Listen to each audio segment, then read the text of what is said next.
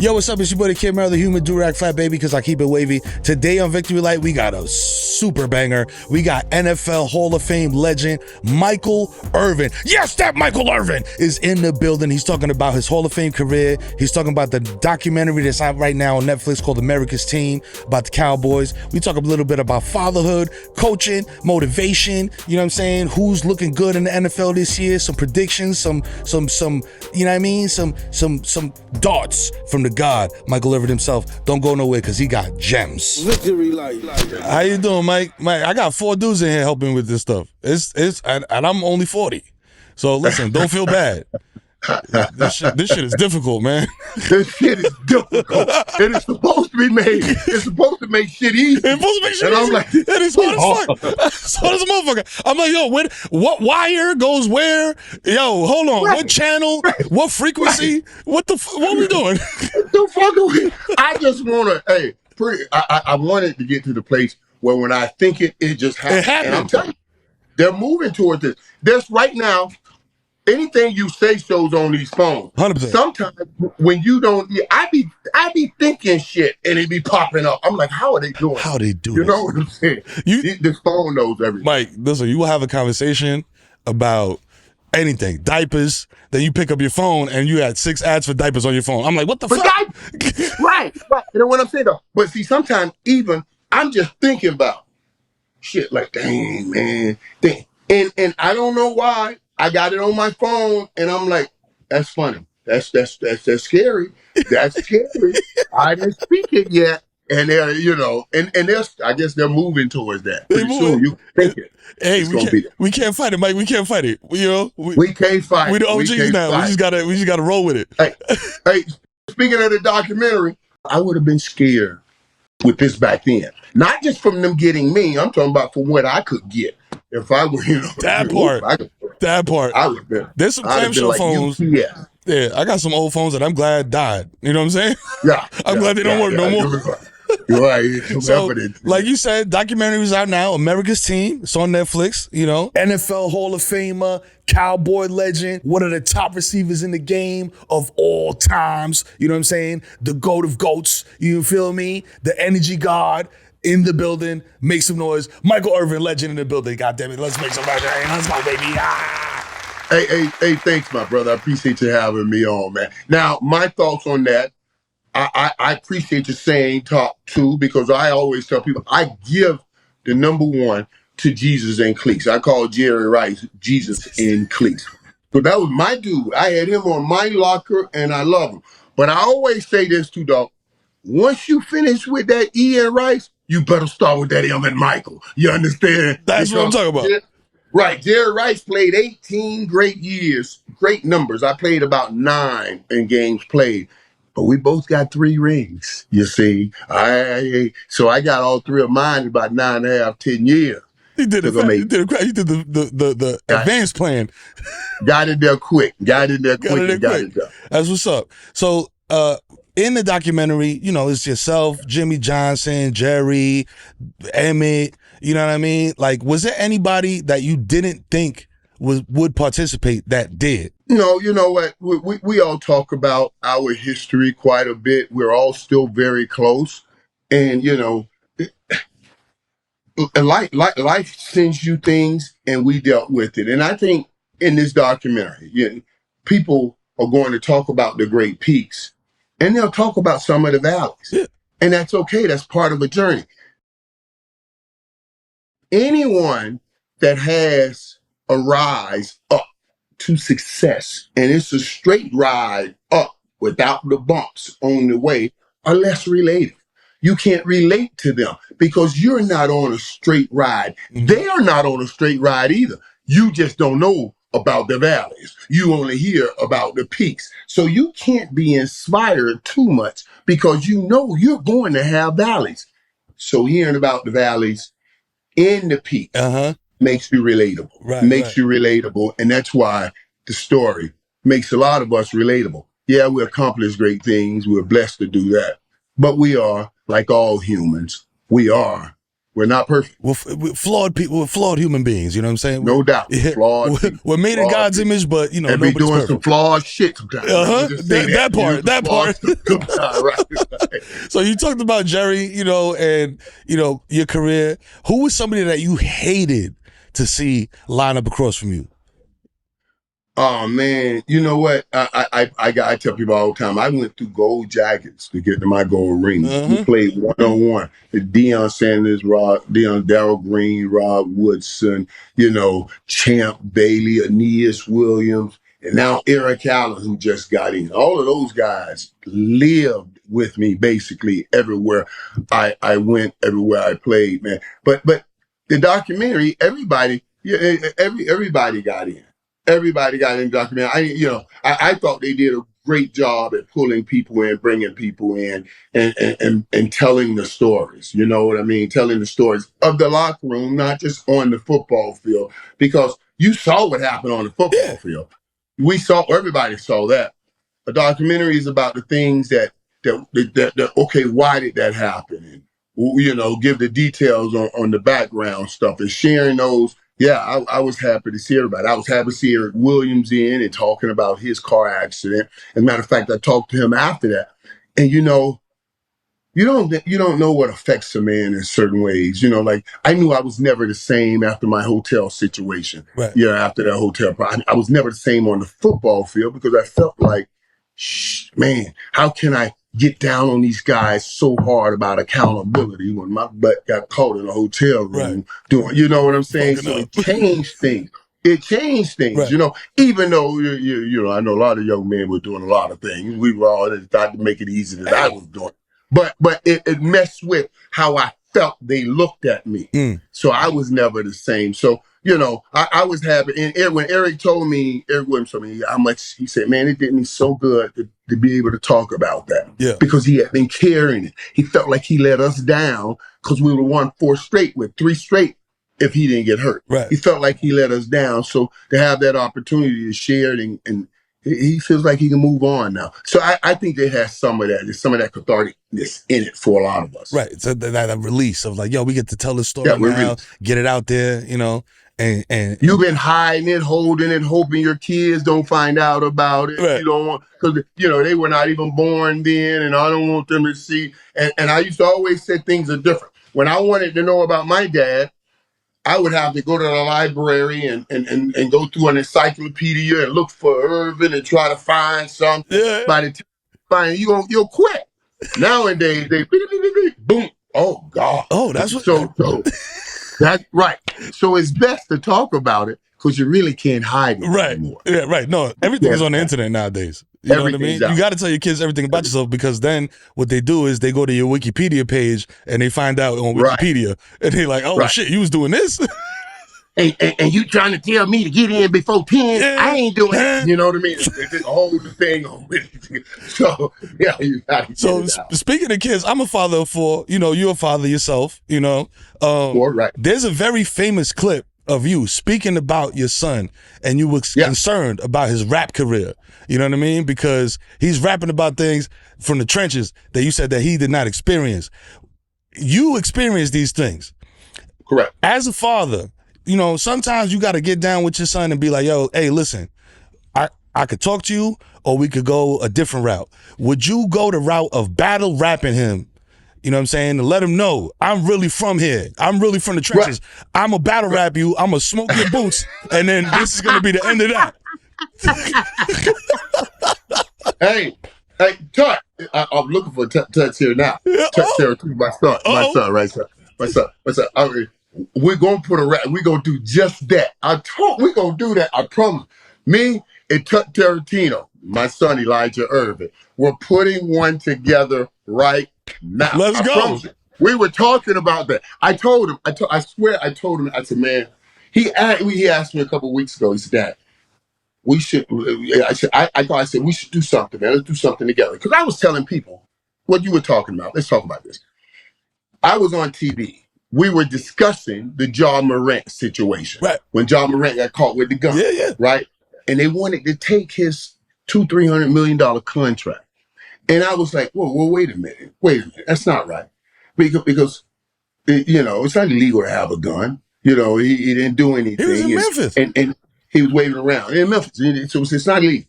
And so I was saying, when we were talking about this on TV, I said the problem we have in our culture with our people is we glorify thug life.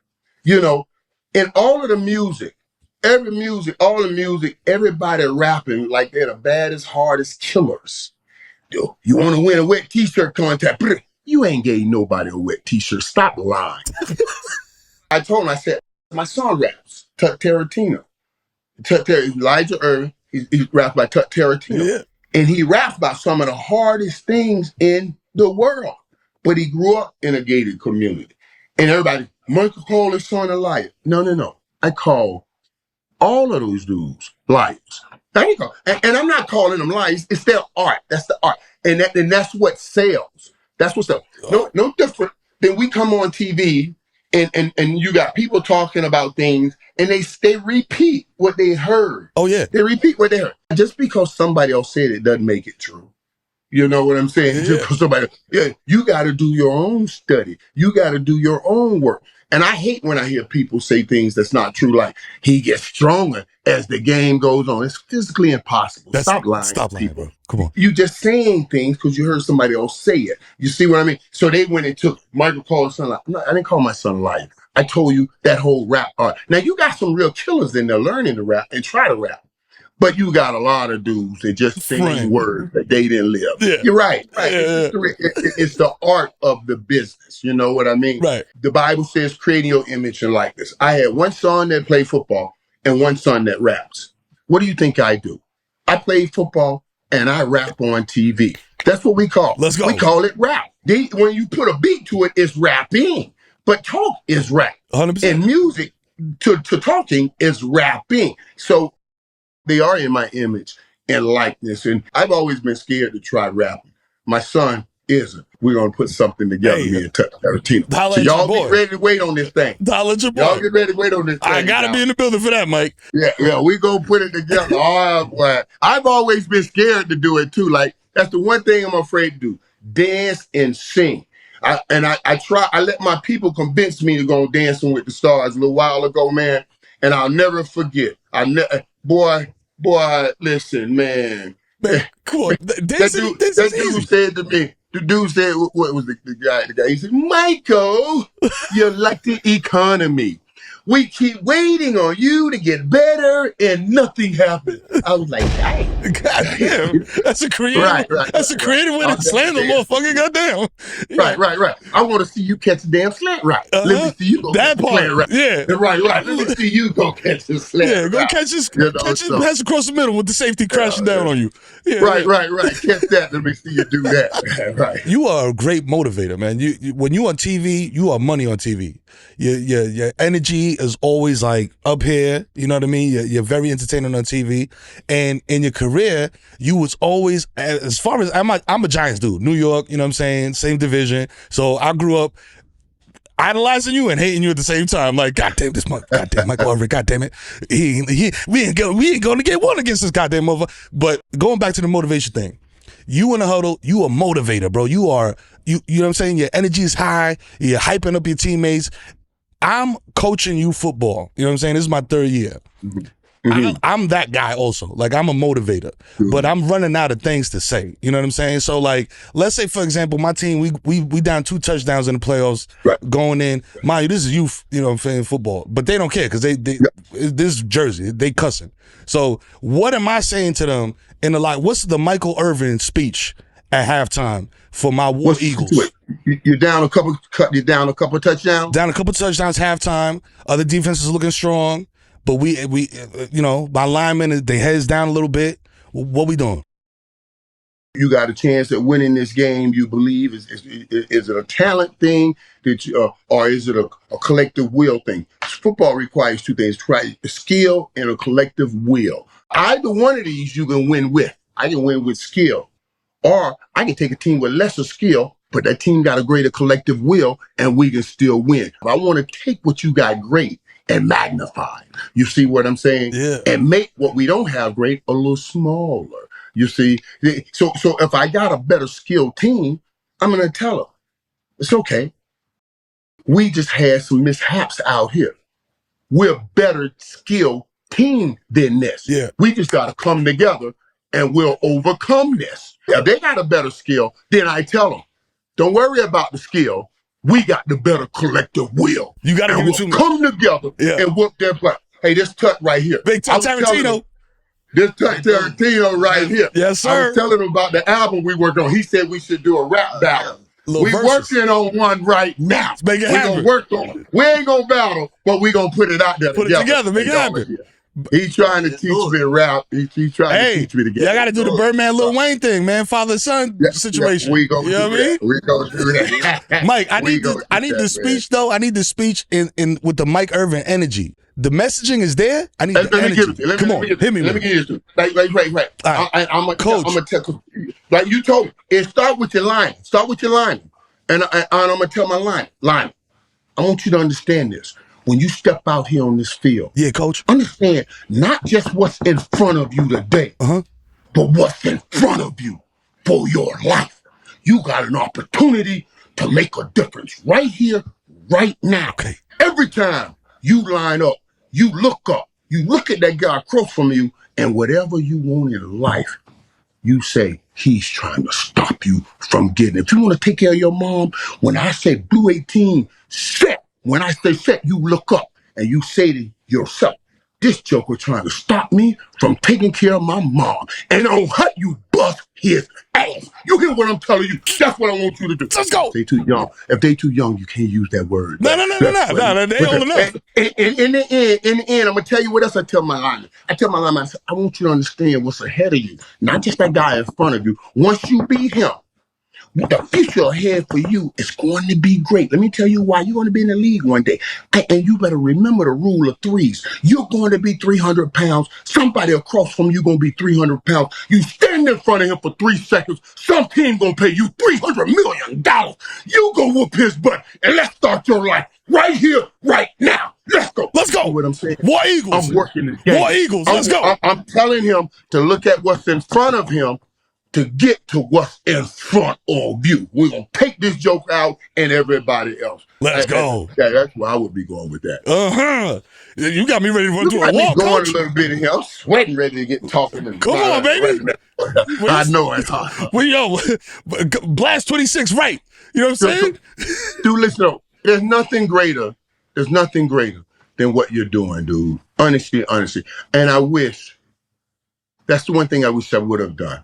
Gotten into coaching right afterwards and just wrote it out like Dion did with his sons, all of that. Because there's just nothing like it. They have a chance to pour into those young men, to give them something, man, and move them forward. Because you've already walked that walk. So when I was talking to Miami the other day, I said, when I come talk to you guys, all I have is my history. I'm sharing my history to help you get to your greatest destiny. You know what I'm saying? So I want you to understand right now, I'm sharing my history to you while you're writing your history. Write well. So you can reminisce well. You see what I mean? Every moment, every step, every play, every day, you are writing your history.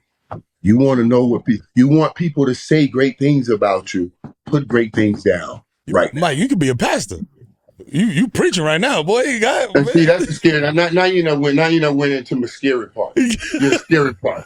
Because that's what my mom used to say to me all the time. She said, "God told me you were gonna be a pastor, baby." I said, "Mom, I can talk the talk.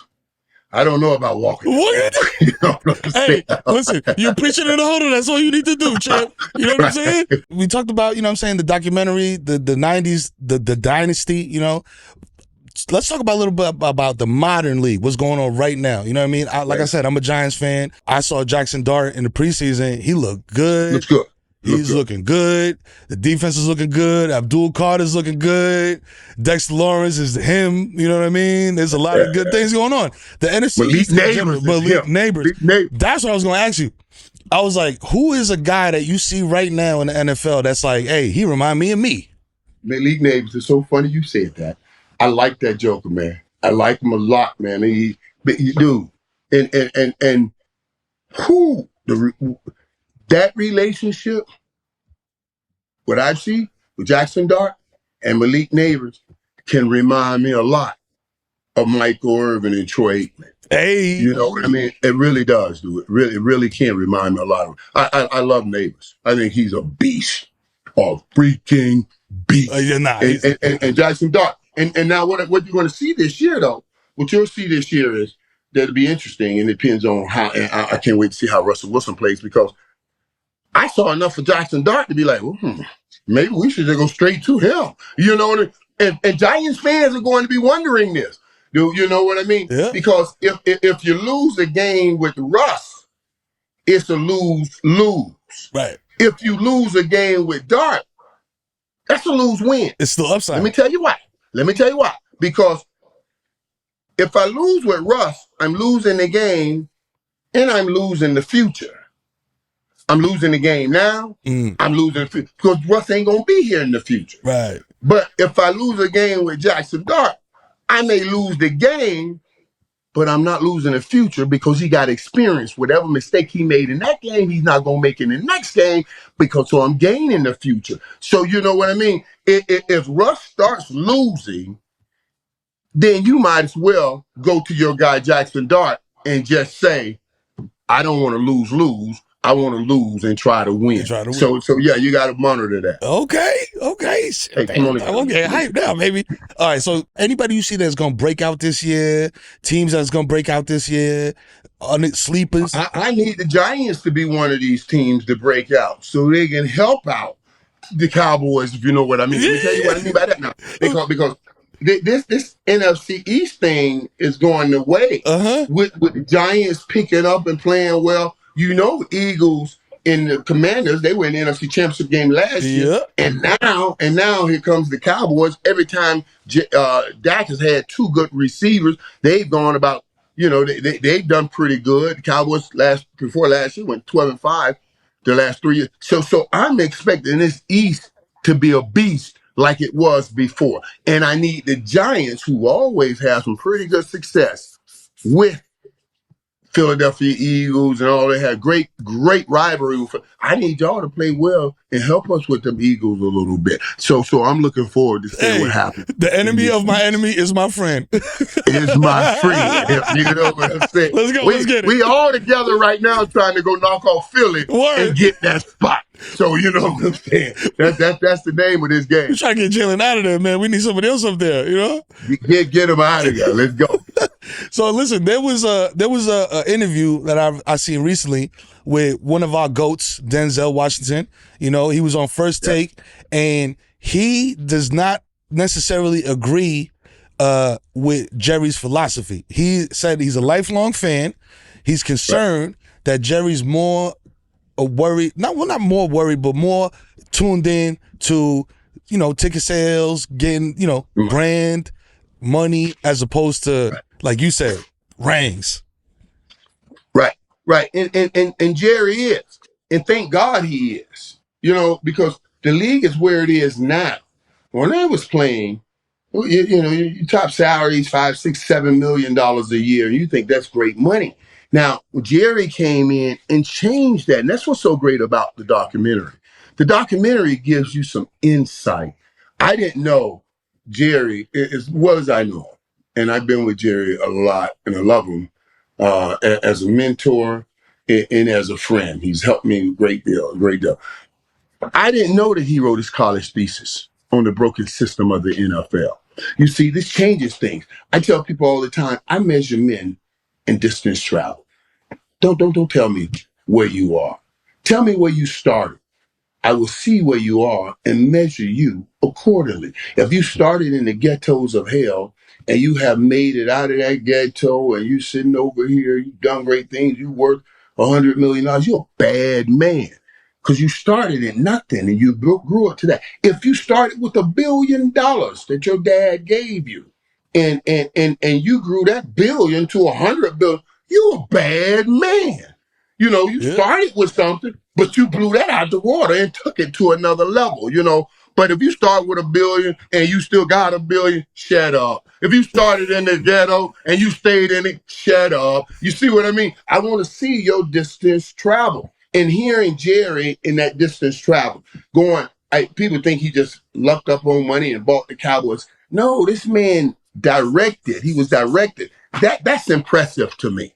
That's impressive to me. Things like that impress me. I like doing podcasts like this to try to bring out that one thing that made you this successful so I can give it to the next person. You talk about motivation and inspiration. Mm-hmm. Motivation means I got some things outside of me that move me. Inspiration says I got something inside me that will keep moving me. Yeah. So I want us to take those great things from great people and implement them in our lives so we can try to hit greatness.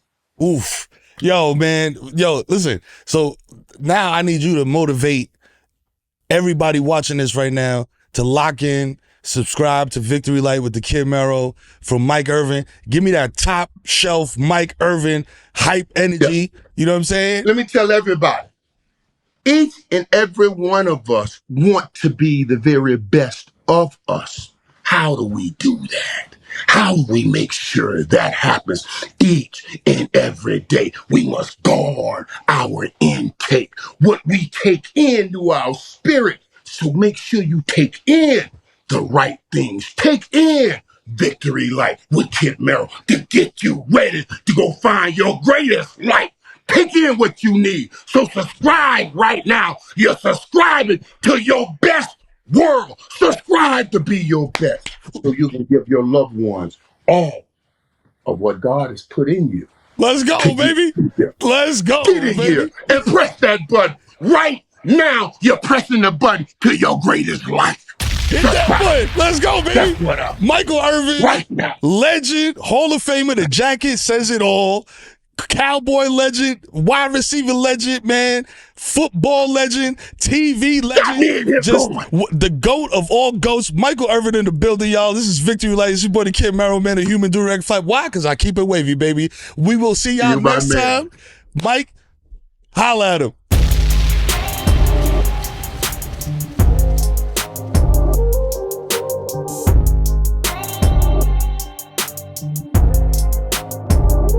A Victory Light.